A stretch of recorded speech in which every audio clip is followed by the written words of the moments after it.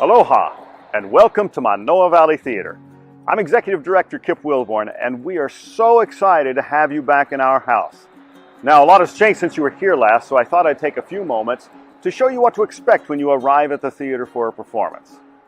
Now, because we're committed to making sure that MVT is as safe and healthy a venue as possible, we do require that everyone wear a face covering over their nose and mouth whenever they enter the theater grounds. MVT recently earned the Healthy Verify certification. Now, what does that mean to you?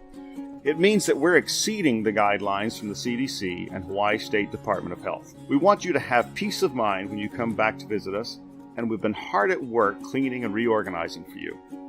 As you approach the box office, you'll see markers on the ground spaced 6 feet apart. Please use these as a guide while waiting to check in to ensure proper social distancing. And when it's your turn to check in, step up to the marker in front of the table. Give our box office staff the name under which your reservation was made, and they will match the name to our reservation list.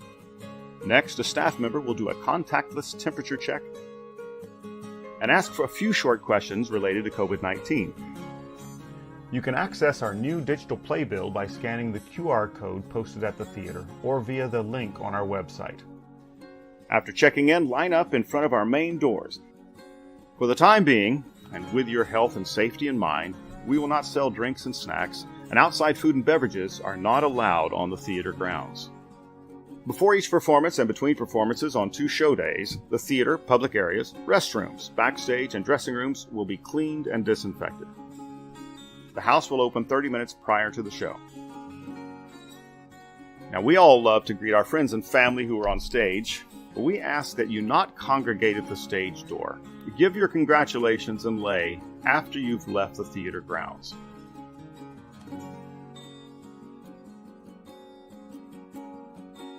Once inside, an usher will be happy to direct you to your seat. Your seat will be labeled with your reservation name. Hand sanitizer will be available in multiple locations throughout the theater. With socially distanced seating and ample separation between you and the actors on stage, we're doing our part to provide for you the safest and most comfortable performance experience possible. At the end of the performance, please remain in your seats. Our house staff will dismiss you by sections. Thanks to generous donations, we were able to replace our air conditioning system this year, helping to provide clean air in the theater. Additionally, during the performance, the main doors will be kept open to increase airflow. For over 50 years, we've had the privilege of bringing high-quality live theater and concerts to Hawaii's audiences. And from all of us here at Manoa Valley Theater, we would like to thank you for your loyalty and continued support. And without further ado, it's showtime!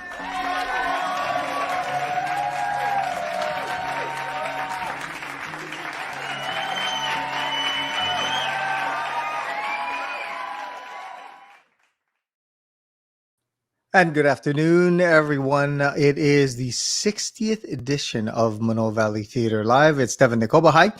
I am your host for the show, and you only get me, MVT, because unfortunately Kip wasn't able to be with us, and Janine is actually taking a vacation, believe it or not. So, yay. Going to get you some quick information about things that are happening with Manoa Valley Theater. First, of course, Tiny Beautiful Things entering their final weekend of shows.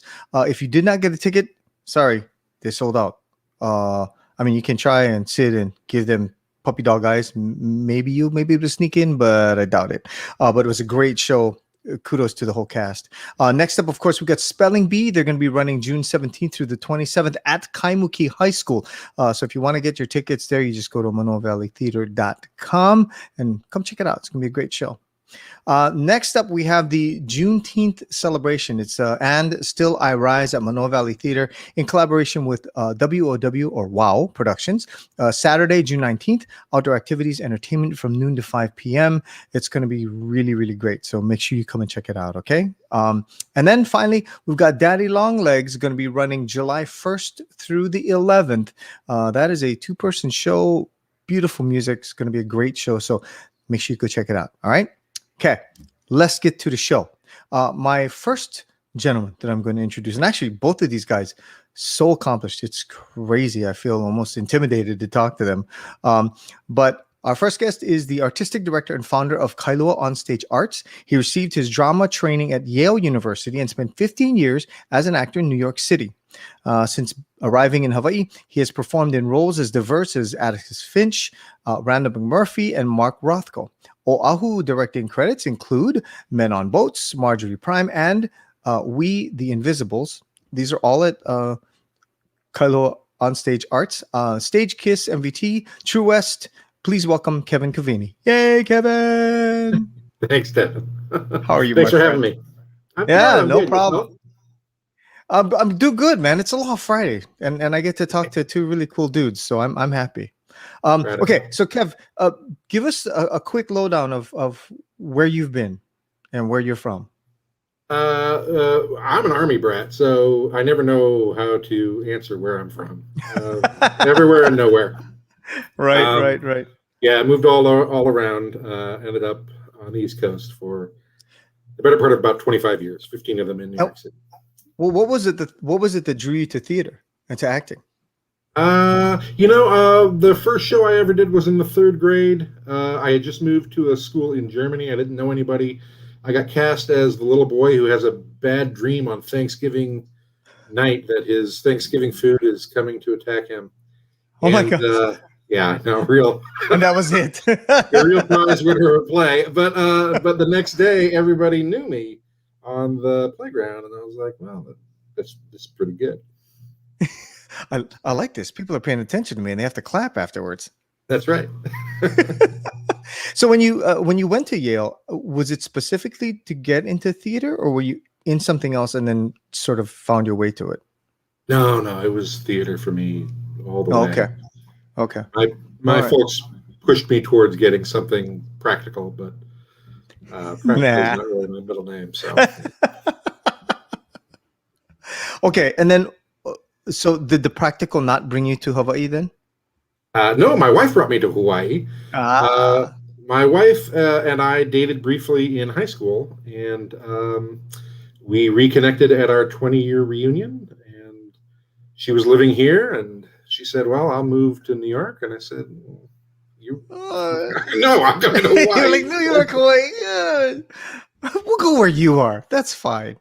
That's awesome. Okay, now Kailua Onstage Arts. Tell people a little bit of how the genesis of that happened. Oh gosh, it's been a while. The origin story. I don't know. For a long time I have dwelt on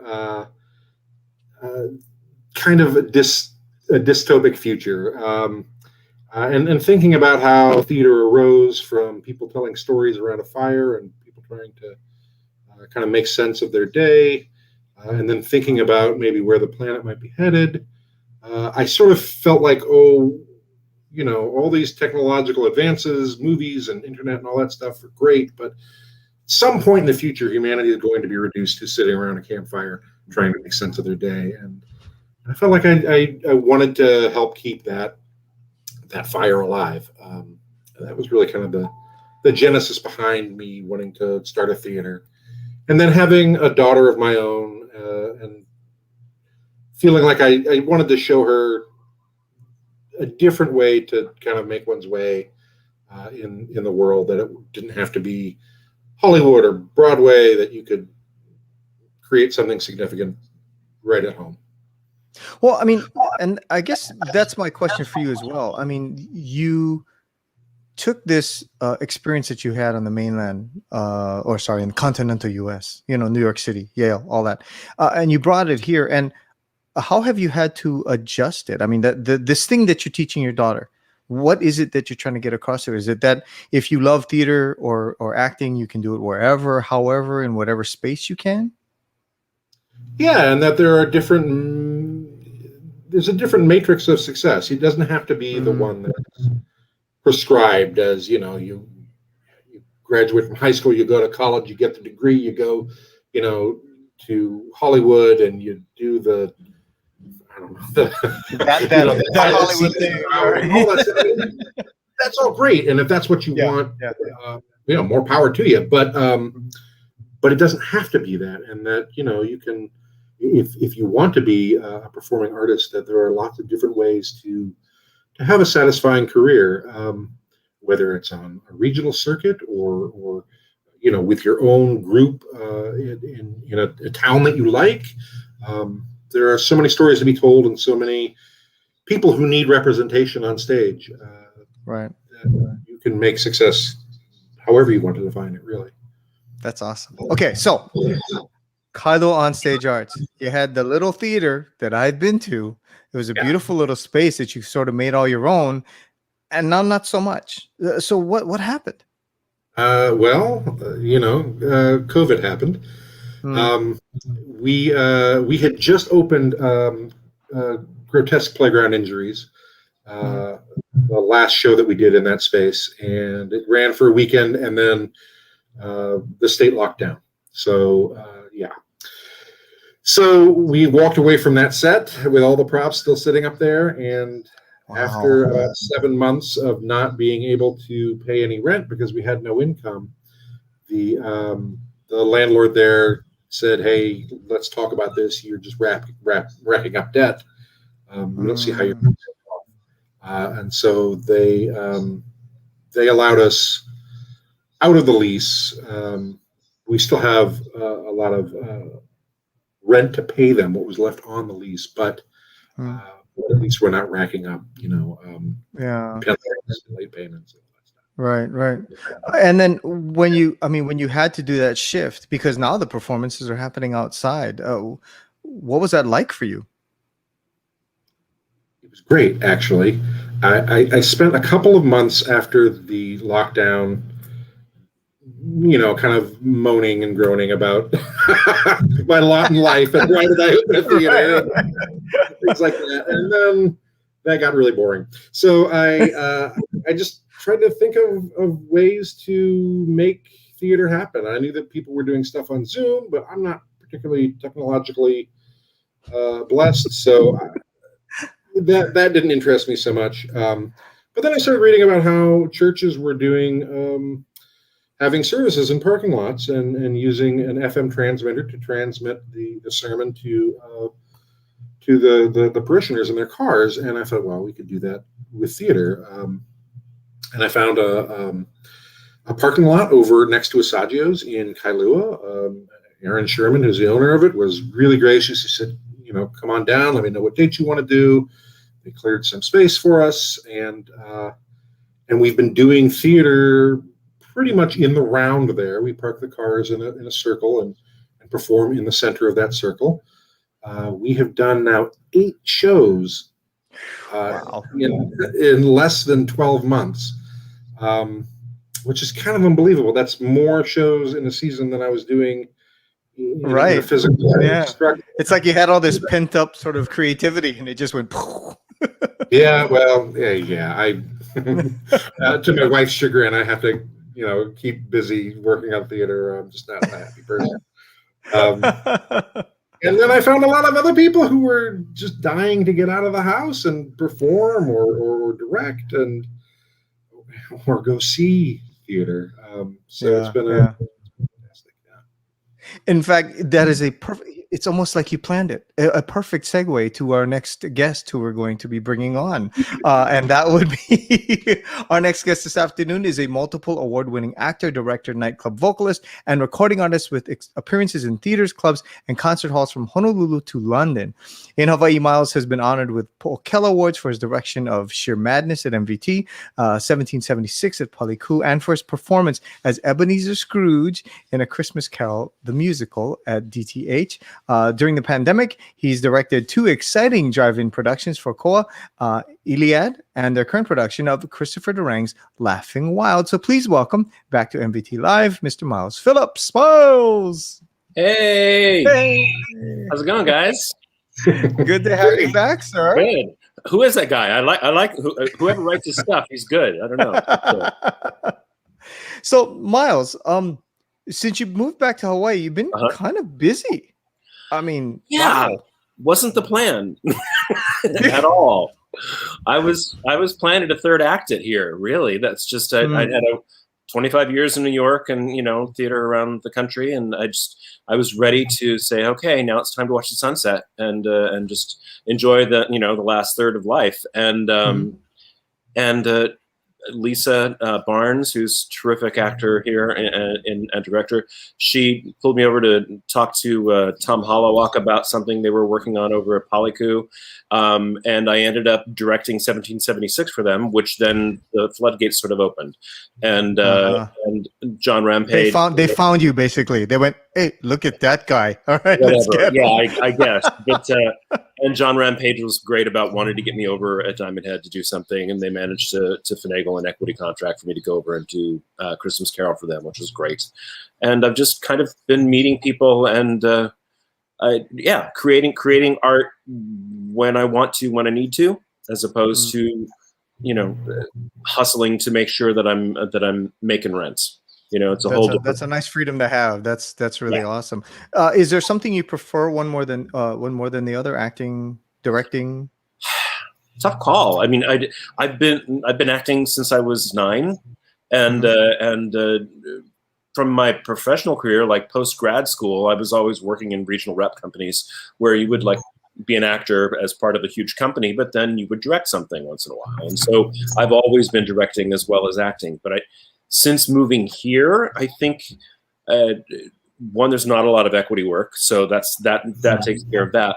But also, I'm just finding great satisfaction in working with some of the incredible actors that are here, and finding an opportunity to create art that addresses things that are bothering me, or at least are living in somewhere in the forefront of my mind. And Kevin, everywhere that I worked has been that way, but Kevin has really filled a little niche that nobody else is really doing, where he's creating a safe space to do some art that can be confrontational and but also thought-provoking and hilarious. I mean, the 2 shows well, 3, I guess, but the 2 during the lockdown that we've done together, it couldn't be more disparate. But an Iliad was a modern retelling of the Iliad, but a one-man monologue, which I incorporated. Kevin was playing the muse, or playing the poet, and then I brought in Alison Maldonado, an incredible musician, to play the muse, which was originally just it was conceived as cello playing music, and it's like, let's actually have her be a muse, and she played found objects, made music using oil drums and whatever she could find, and it was really moving. It was about big things, and I really didn't think that I would want to, or that there was going to be anything else that would scratch that itch during the lockdown. And then he approached me about Laughing Wild, and it's like, wow, it's a great play, and like so many actors, we all know it because we're always looking for monologues, and it has some of the most famous monologues ever written. The first 2 scenes are 30-minute monologues, one for a woman, one for a man, and Jurang is just brilliant, but it was all very 80s specific in a certain way, and yet as I was reading it, it's like, wow, the parallels, as you can sort of see from the graphic there, it really speaks to where we are now, in that we're back into a pandemic. There's racism, there's gender inequality, there's LGBTQ politics in play. In the 80s, it was about AIDS. Now we're wearing masks when we go shopping, and so those things are still very, very pertinent, and without really changing anything, just being aware of the world that we live in now, it's hitting people in a really great way. Brooke Shannon and Brandon Carr are just brilliant actors. They're 2 of my very favorite on the island, and I was so blessed that when I called them, they both jumped at it, and they were off book before we started rehearsal practically, because they were they're just, and we find so many beautiful things. It's hilarious, and then it's heartbreaking, and then it's hilarious again. It's a lot of this, and so it's just a great play. I couldn't be more happy with the way it's gone. Audiences have been like getting out of their cars afterwards for standing ovations, and it's like, wow. No kidding. Yeah. So we're really proud of it, and Wow. So, and Well, how much longer does Laughing Wild run? So technically, it ends this weekend, but we'll be extending another weekend. Oh, okay, that's great. Yeah, we still have a few spots left for both Saturday and Sunday of this weekend, but it's very close to being sold out. And if people want to get their tickets, what's the best way that they do that? Go to the Kailua Onstage Arts website. There's a link there to Eventbrite where you can find tickets. Next weekend, the extension tickets won't be live until this evening, but they will be there. Yeah. Okay. Now, what is it like directing in the round? I've never experienced it. I mean, the closest thing I've done is worked at Kumu Kahua, where the audience is, they're right here in front of your face. But to do something in the round where every moment you're sort of like, well, okay, somebody's either looking at my butt or they're looking at my face. Right. I mean, is it a matter of explaining to the actors that they have to keep things in mind of that? Or, I mean, you know what I mean? Do you direct them to go certain ways? I'm just curious. Yeah, it's very meticulously staged, as Kevin can tell you. At least it was for an Iliad, and it's and looking for balance. But also, each of the two characters in this have very different reasons for being there, and so their approaches to how they relate to the people in the cars are quite different. But I can't tell you what a difference it made the first time we had people sitting in cars for them, or in chairs next to their cars or whatever, it gave them people to play to, and then they had a reason to go to various people and really connect, because the play is about finding connection. It really is about how we isolate ourselves, either intentionally or not, and trying to find each other in all the craziness. And so, yeah. Being in the round has actually been very helpful for this production. It's actually a great way to do it. Yeah. Well, one of the other things I wanted to ask is, Koa, TAG, groups like that have done, like you were saying, doing sometimes more experimental theater. Is there something that you'd like to explain to somebody who's just watching this, who goes, I'm used to seeing damn Yankees or something like that, and so to watch something at Koa is a very different experience, and sometimes can take a little bit of, I guess, explaining to somebody like what to expect when they come to see it. So do either one of you want to take a crack at that? Well, I mean, as far as the programming that I do for Koa, I try to choose shows that speak to a kind of commonality of human experience, and that foster a compassion for people, and so I think that's a real easy way for people into a piece, is to kind of understand that maybe this is a chance to see somebody that is different from themselves, but they may find some commonality there. Yeah. That's cool. That's been, I think, one of the things that's been really exciting about making theater during the lockdown as well. I mean, it's been a really tumultuous, amazing, challenging year for everyone in lots of different ways. And one of the things that has been underscored as an important thing to me, which has always been important, but even more so now, and that's to cast creatively, to pick projects that have something important to say about everybody's value. And so and Koa manages to do that often, all the time, really. And Kevin gets big kudos from me for doing that. Thank you for making good people, buddy. Thanks for being somebody who understands, because I know that I can go to Miles and he'll go. I've got this idea for this thing I want to do. And he goes, all right, I'm down for it. And I gotta compliment Miles for the work that he's doing on Laughing Wild, because Brandon and Brooke are amazing actors. Really are two of the best in the state. And it would have been very easy for somebody to just kind of sit back and just let them go, because they're good enough that they can do that. But Miles Man, I don't know many directors who work as hard as Miles does to burrow inside of a script and pull things out of the script and pull things out of actors. Because I know that both Brandon and Brooke are giving far better performances than they would if they had just been left to their own devices. So thank you, Miles. Thanks, man. Oh. That means a lot. Thank you. A mutual admiration society. I love it. All right.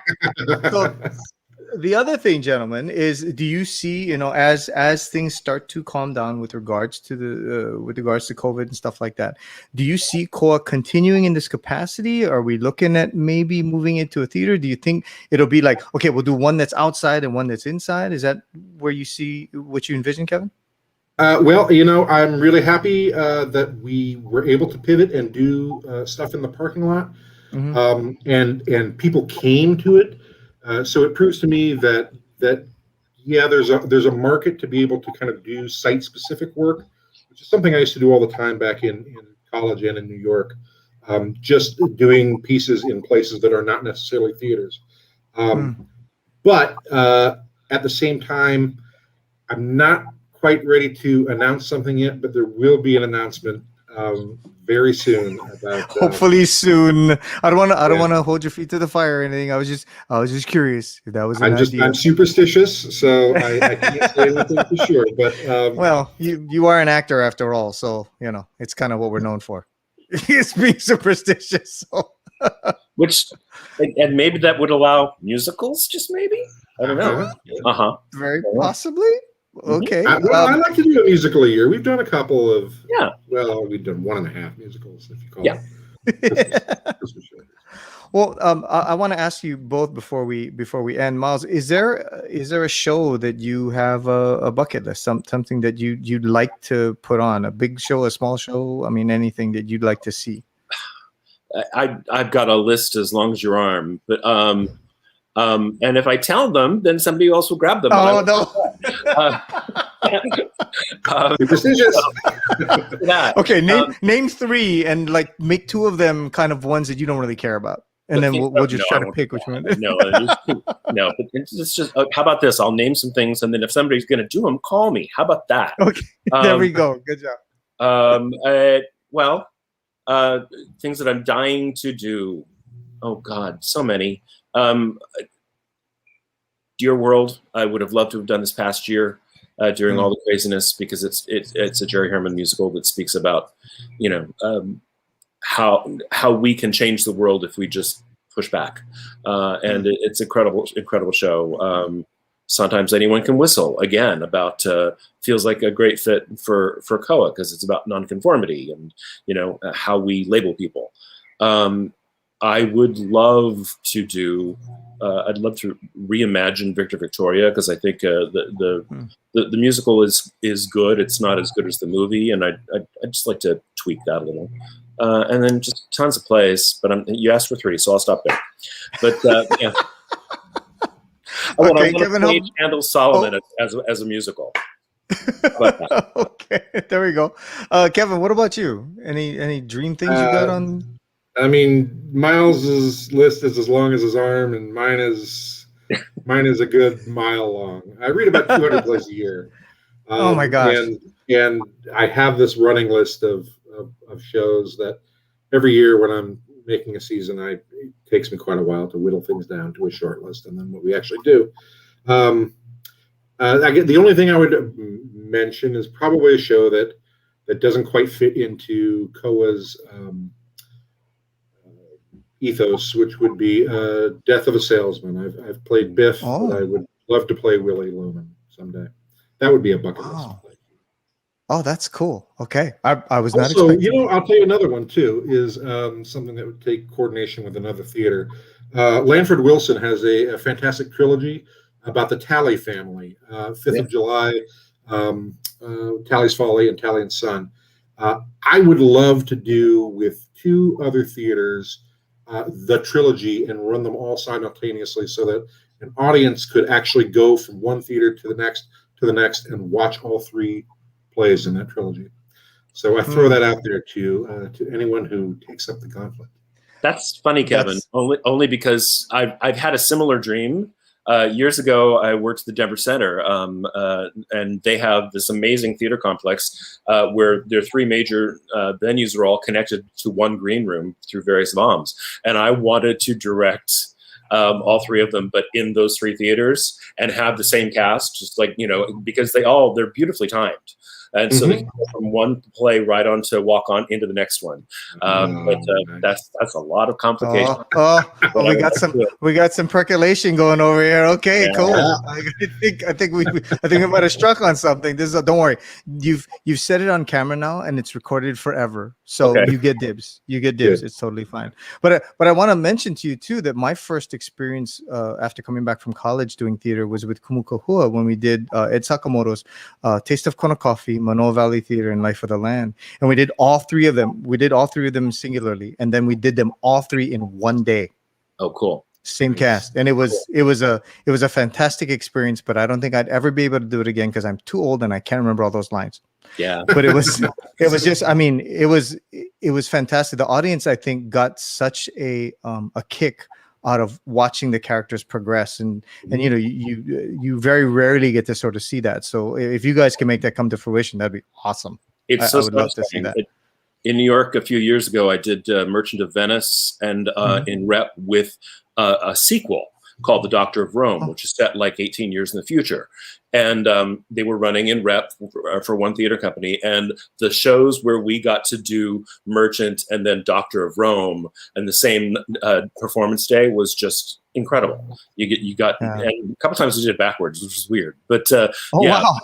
it's just however it landed. So everybody got the same number of performances. But it's really satisfying to do things like that. So yeah. Oh, so cool. Okay, I'm looking at the two of you. I'm ready. I'll just sit down. I'll just sit back and wait for that moment to happen, and I'll be like, I was there when they were talking about that. It's going to be awesome, gentlemen. Believe it or not, we're actually out of time. Wow. But thank you so very much for being on with us today. We really appreciate it. Thank you for all your support of the arts through everything that's been happening. I give you both kudos. 10 million of them for persevering through this. Once again, if you did want to go see the show, you can check out the Kailua Onstage Arts website, and they have, you just click through there and then you can buy yourself a ticket. Go down and check them out. It's a really great show. Once again, thank you to Kevin Cavani and Miles Phillips, gentlemen. Thanks so much, Devin. So much. Thanks, Devin. Great job. All right, everybody, we will see you next week for more Manoa Valley Theater Live. Till then, have a great weekend and have a great Memorial. Well, have a Memorial Day that is taking some time to remember why we have Memorial Day, because without those people that sacrificed so much for us, we would not be here today. So thanks, everybody. Yeah. Yes.